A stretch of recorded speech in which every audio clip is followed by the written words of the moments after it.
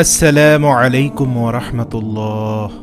সুপ্রিয় আলোর পথের দর্শক মণ্ডলী, আশা করি মহান আল্লাহ রব্বুল আলামিনের অশেষ মেহেরবানি ও দয়ায় আপনারা সবাই ভালো আছেন। সম্মানিত আলোর পথের মুসলিম ভাই ও বোনেরা, আজকে আপনাদের জন্য খুবই গুরুত্বপূর্ণ একটি আমল নিয়ে হাজির হয়েছে। সেটি হচ্ছে, আপনি প্রত্যেক দিন রমজান মাসের ইফতারের পর মাগরিবের নামাজের পরে 10 বার এই ছোট্ট দোয়াটি পাঠ করবেন। আর যদি রমজান মাস না হয় তাহলে মাগরিবের নামাজের পরে 10 বার এই ছোট্ট দোয়াটি পাঠ করবেন।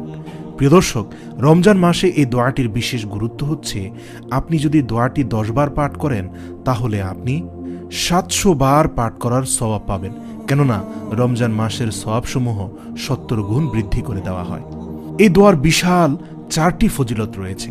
প্রিয় বন্ধুগণ, চলুন আগে আমরা এই 4টি ফজিলত সম্পর্কে জেনে নিই।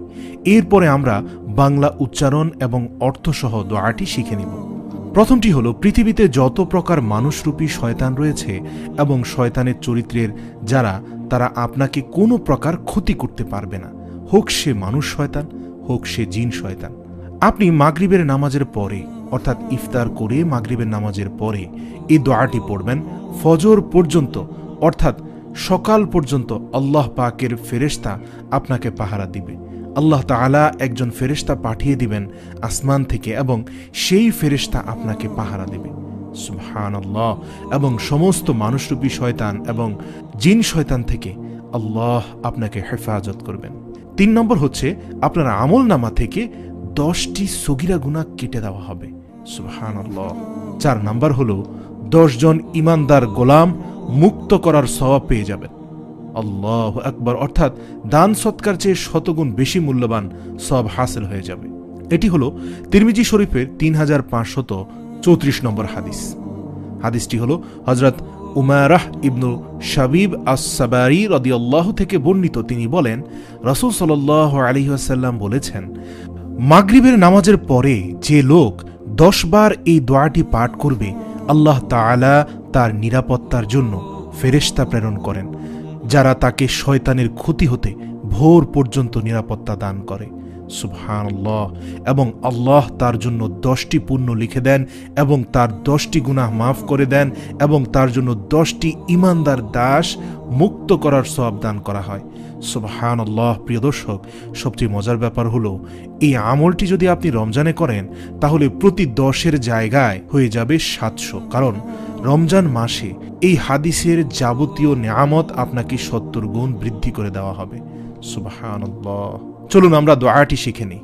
লা ইলাহা ইল্লাল্লাহু ওয়াহদাহু লা শারীকা লাহু লাহুল মুলকু ওয়া লাহুল হামদু ইউহয়ী ওয়া ইউমীতু ওয়া হুয়া আলা কুল্লি শাইইন কাদির। অর্থ, আল্লাহ ছাড়া কোনো মাবুদ নেই, তিনি এক, তার কোনো অংশীদার নেই, সমস্ত কিছুই তার এবং তিনি সকল প্রশংসার অধিকারী। তিনি জীবন দান করেন এবং তিনি মৃত্যু দেন এবং প্রতিটি জিনিসের উপর তিনি মহা ক্ষমতাশালী।